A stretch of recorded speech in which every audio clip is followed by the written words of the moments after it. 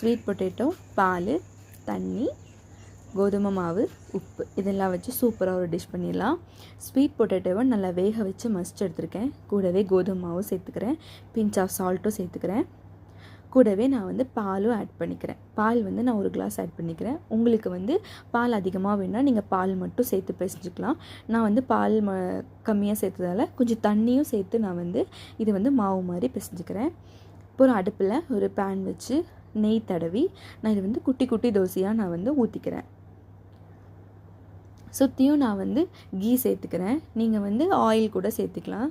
இது ஒரு மூடி போட்டு வேக வச்சுட்டு திரும்பவும் அதை எடுத்து இன்னொரு சைடும் திருப்பி போட்டு மூடி போட்டு வேக வச்சு எடுத்துக்கோங்க. இப்படி எடுத்தால் சூப்பரான சர்க்கரைவள்ளி பேன் கேக் ரெடி ஆயிடுச்சு. நான் இது சுகர் சேர்த்துக்கல. உங்களுக்கு சுகர் இனிப்பாக வேணும் அப்படின்னா நீங்கள் நாட்டு சர்க்கரையோ இல்லை தேனோ சேர்ந்து சுட்டுக்கலாம்.